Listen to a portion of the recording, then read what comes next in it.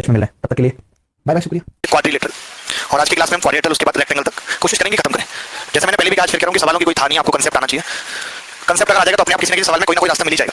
इस तरीके से दिमाग विकसित हो जाए कि अब मुझे डर नहीं, किसी गुमराही का हर रास्ता तुझ तक जाता है, तो हर सवाल हो जाएगा, कुछ ना कुछ रास्ता निकल ही आता है। हो सकता है कि पेपर के टाइम पे वो रास्ता निकले जो आसान है, थोड़ा मुश्किल निकले, लेकिन अगर आप सोचिए खुद ही कि पेपर में हम ये सोचने लगे कि सवाल पे बैठ के आसान रास्ता क्या होगा, और सोचने में 1 मिनट चली जाए, और हमें पता है कि जो कठिन रास्ता है वो 45 सेकंड में सवाल को कर देता है, तो सोचने में टाइम नहीं खराब करना होता। पेपर में तो जो भी तरीका दिमाग में जिस वक्त आ जाए वही लगाना होता है। वहां हम ये शॉर्टकट मेथड नहीं ढूंढ सकते, तो घर पे जब आ जाते हैं शांति से दिमाग से सोचते तभी दिमाग में आते हैं। ठीक है, तो क्वाड्रिलेटरल क्या होता है? Reason bounded by 4 lines. कोई भी एरिया जो 4 रेखाओं से कवर है उसे हम क्वाड्रिलेटरल कहते हैं, जिसके सभी कोणों का जोड़ कितना होगा? 160। वाह। Angle A plus angle B plus angle C, angle D बराबर 360। ठीक है, क्या क्या और बातें पता होनी चाहिए कि अगर हम डायगोनल पे परपेंडिकुलर डाल दें और ये डायगोनल हमें दिया हुआ है तो हम इसका एरिया निकाल सकते हैं। एरिया बराबर होगा हाफ एसी, तो कॉमन आ जाएगा सम ऑफ बोथ परपेंडिकुलर्स। दोनों ट्रायंगल्स का अलग अलग निकाल दिया। अच्छा, अगर हमें कोई ये दे दे, मैंने पहले भी आपको जब ये पढ़ा था कोऑर्डिनेट ज्योमेट्री, तो बताया था कि किसी भी क्वाड्रिलेटरल में अगर हमें दोनों डायगोनल और उनके बीच का कोण दिया हुआ है, वो कोण कोई सा भी हो सकता है, ये भी, तो उसका एरिया होता है एरिया बराबर हाफ दोनों डायगोनल d1 d2 डायगोनल है sin थीटा। आप सोच रहे हो कि ये वाला एंगल होता तो बदल जाएगा, नहीं, 180 माइनस थीटा भी sin थीटा ही होता है। ठीक है, इसलिए कोई फर्क नहीं पड़ेगा। अगर कोई क्वाड्रिलेटरल ऐसा हो जिसमें डायगोनल 90 पर काटते हैं, टेढ़ा मेढ़ा कैसा भी हो सकता है, लेकिन डायगोनल 90 पे कट करते हैं, तो इसका एरिया कितना हो जाएगा? Half d1 d2। तो इन दोनों पे छोटे मोटे सवाल कभी पेपर में पूछे जा सकते हैं, कोई बड़ी बात नहीं है। ठीक है, आगे बढ़ते हैं। आपको जल्दी जल्दी लिखना है। ठीक है, बहुत जल्दी जल्दी लिखना है। लिखना नहीं बल्कि फोटो ले लेनी है मोबाइल से, अगर आप मल्टीमीडिया मोबाइल कैरी कर रहे हैं। नहीं करें तो बाहर जब आएंगे आप अंदर की तरफ, तो ऑफिस से एक मोबाइल कैरी करना, जाते हुए जमा कर देना सिर्फ फोटो के लिए। जैसे एक छोटा सा सवाल मैं आपसे पूछता हूँ, कुछ छोटी छोटी सी बातें जो ट्रायंगल की जरूरत पड़ेगी मैं बीच बीच में बता दूंगा। जैसे कि क्या छोटी छोटी बातें जिन लोगों को ट्रायंगल भी जिन्होंने कभी नहीं पढ़ा, तो एक तो इस बात की बहुत जरूरत पड़ेगी कि अगर कोई दो भुजाएं x और y है और उनके बीच का थीटा एंगल है, तो डेल बराबर होगा half x y sin theta. दो भुजाएं और उनके बीच का कोण, ये आपको आता है एरिया का फॉर्मूला या नहीं आता ट्रायंगल का? बोलो, आता है? अच्छा, किनको आता है यहाँ पे? अच्छा, इनको आता है। और दूसरी बात कि अगर किसी ट्रायंगल में हमने ऐसे ही भुजाएं बना दी, तो जो बेस का अनुपात होगा वो एरिया का अनुपात होगा। इस पे बहुत सारे सवाल आजकल आ रहे हैं, आगे भी आएंगे। क्यों? क्योंकि इन तीनों ट्रायंगल की हाइट सेम है। हाइट क्यों सेम है? हमने कोऑर्डिनेट ज्योमेट्री में भी बताया था आपको कि एक पॉइंट से एक भुजा पे केवल एक ही परपेंडिकुलर खींचा जा सकता है। बात की थी नहीं की थी? एक भुजा पर एक ही परपेंडिकुलर खींचा जा सकता है। तो जब हाइट सेम है, ट्रायंगल का एरिया दो बातों पर डिपेंड करता है, बेस और हाइट। हाइट सेम है तो बेस पर डिपेंड करेगा, बेस 2 3 4 में, तो एरिया भी क्या होगा? 2 3 4 में। तो ये वाला सवाल आपने किया। ये सवाल था कि एबीसीडी क्वाड्रिलेटरल है, बीडी डायगोनल है, एरिया ऑफ एओडी दे रखा था कितना? 12, और ये एओबी एओडी दे रखा था 12, एओबी 15 था, और ये 8। तो ये पूछा था। तो आप खुद मुझे बताइए एक चीज छोटी सी कि ये 12 और 15 एरिया है, तो इस भुजा का अनुपात भी 12 और 15 होगा, यानी कि 4 और 5 होगा। तो 4 की जगह एरिया 8 है, 5 की जगह 10 होगा, तो इसका एरिया 10 हो जाएगा। आप ऐसे भी याद रख सकते हैं कि किसी भी क्वाड्रिलेटरल में अगर ऐसे डायगोनल बना हुआ है तो आमने सामने के एरिया का मल्टीप्लिकेशन बराबर होगा।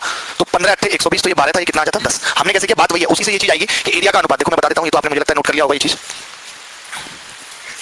जैसे आपने कोई भी क्वाड्रिलेटरल बना लिया, कोई भी क्वाड्रिलेटरल बना लिया A B C D, A B C D, और ये ओ है। ठीक है, कोई भी क्वाड्रिलेटरल बना लिया। अब आप कहेंगे इसका एरिया x है, इसका y, इसका z, इसका w।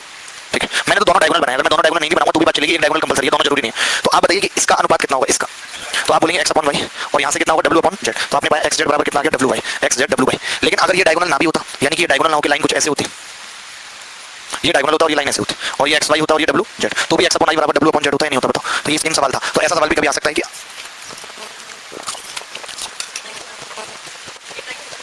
क्या होगा?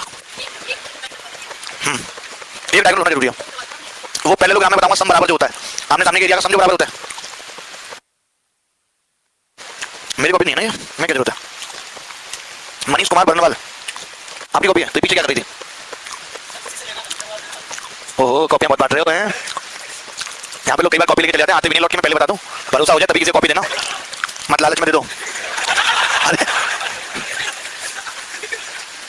वो चीज पहले लोग हमें बताएंगे। ठीक है, इसके बाद अगली बात, इस बात पे बार बार सवाल आ रहे हैं, आगे फिर से आ सकते हैं कि अगर कोई सर्किल किसी चतुर्भुज की चारों भुजाओं को छूता है,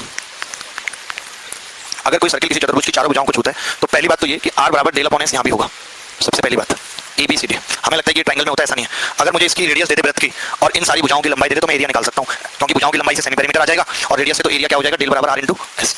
तो अगर किसी का इन सर्किल बन रहा है, चाहे वो क्वाड्रिलेटरल हो, चाहे वो ट्रायंगल हो, चाहे वो दुनियादारी में कुछ भी हो, पेंटागन, हेक्सागन, कुछ भी, सब जगह डेल बराबर क्या होगा? r इंटू s होगा। दूसरी बात कि आमने सामने की भुजाओं का जोड़ भी बराबर होगा, BC प्लस AD। ये चीज मैं पॉलीगन में भी बताऊंगा कि हेक्सागन की सभी भुजाओं को छू रहा है, रेगुलर नहीं है हेक्सागन, तो भी ये वाला रूल आपको याद रखना है। अभी पूछ लेता हूं सवाल, ये तो अभी आप लिख ही लो, ये लिख लिया आपने? आ गया? आपको पता लगे कि आमने सामने की भुजाओं का जोड़ बराबर होता है, तो AB कितनी है? अब AB कितनी है? 7 प्लस AB के सामने कौन सी पड़ेगी? CD। CD कितनी है? 9.2 बराबर BC 8.5 प्लस एडी, तो एडी कितनी आ गई 7 पॉइंट। अच्छा यही बात अभी तो हमने क्वाड्रेटिकल में पढ़ी है, यही बात पॉलीगन में हो तब हम कैसे करते हैं, सवाल में लिखा हुआ आएगा सवाल लाइन पेपर में आ सकता है कभी, कोई नहीं आप मैनेज कर लेना, सीडी एडी में क्या चक्कर में फंस रहे हो, इतना दिमाग नहीं लगाओ, ठीक है। अगला सवाल पूछो जरा, ये समझ लेना कि आमने सामने की भुजाओं का जोड़ बराबर होता है जब कभी। अच्छा क्यों होता है आपने ध्यान से नहीं देखा, कुछ नहीं, जैसे टेंजेंट है, जैसे कि ये ए है तो ये भी ए होगी, ये बी है तो ये बी होगी, ये सी है तो ये बी सी, ये डी है तो ये बी डी। अब आप ये बताओ ए बी कितनी होगी, ए प्लस बी, सी डी कितनी होगी, सी प्लस डी, इधर बी सी कितनी है, बी प्लस सी, और ये A D A plus D. तो आप बताओ इधर भी एबीसीडी का जोड़ा है, इधर भी एबीसीडी का जोड़ा है, आ रहा है कि नहीं आ रहा। तो ये टेंजेंट से होती है कि जब हम किसी भी सर्कल पे एक एक्सटर्नल पॉइंट से टेंजेंट खींचते हैं तो वो दोनों बराबर होते हैं, ठीक है। तो इसी बात पे एक सवाल करना है, आगे बढ़े, बहुत सही जा रहे हो। अब आप दिमाग खोलो, बहुत दिन से आराम कर लिया आपने। जय श्री राम। देखिए ये कह रहा है कि एक वृत्त, एक हेक्सागन एबीसीडी के अंदर है और सभी भुजाएं टेंजेंट है सर्कल पे, यानी कि सभी भुजाओं को छू रहा है, हेक्सागन है, ये नहीं बोला कहीं भी इसमें कि वो रेगुलर भुजाओं से भी पता चल रहा है, क्योंकि A B B C D E F दिया हुआ है। तो 4 5 6 7 और 8 यूनिट है respectively, then what the length of AF. बात समझ रहे हैं आप।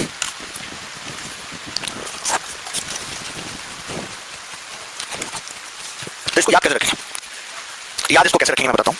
जैसे आपने देखा कि अभी क्वाड्रेटिकल में आपने याद रखा, क्वाड्रेटिकल में तो आपने आमने सामने की भुजा बोल दी, काम चल गया। इसमें कैसे बोलेंगे आमने सामने का, हाँ तो देखो इसका जोड़ इसके जोड़ के और इसका इसके बराबर था, 4 भुजा थी, मैंने 2 में बांट दिया, तो एक छोड़ के एक अल्टरनेट। तो ऐसे यहाँ पे भी होगा कि ए बी कौन सी है 4, फिर एक छोड़ देंगे 6, फिर एक छोड़ दिया 8, तो 3 भुजा इधर आ गई, अब 3 इधर आएंगी, बराबर 5 7 और x।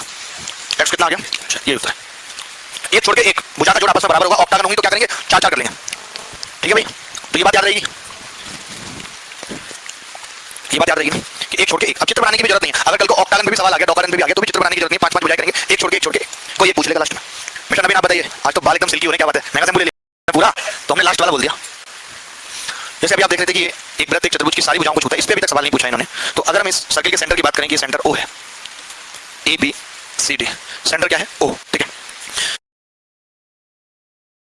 सी डी सेंटर क्या है ओ, ठीक है। तब आप देखेंगे कि AOB angle plus COD angle का जोड़ 180 अंश होता है, या BOC angle plus AOD angle का जोड़ 180 अंश होता है। आमने सामने के कोणों का जोड़ 180 अंश होता है। यहाँ पे ओ क्या है, तुम बताओ भाई, तुम ऐसे कैसे बैठे बिलाप कर रहे हो, या तुम मोरन करने आए हो, एमओयूआरएन ऐसे ऐसे क्या हो गया, इतने सेंटी क्यों हो रहे हो, रिप्लाई नहीं आ रहा। साफ बोला, ऐसे लड़के इतने फ्रैंक है, क्लियर बोल देते हैं, बहुत गलत है। वो यहाँ पे सेंटर है सर्किल का, सेंटर ऑफ सर्किल है वो, क्या सेंटर ऑफ सर्किल है, ना कि इंटरसेक्शन पॉइंट नहीं है डायगोनल का, वो सेंटर ऑफ सर्किल है, ठीक है। इस पे भी सवाल कभी आए नहीं, लेकिन आएगा तो बहुत सिंपल सा सवाल आएगा, मिटाते हैं इसको।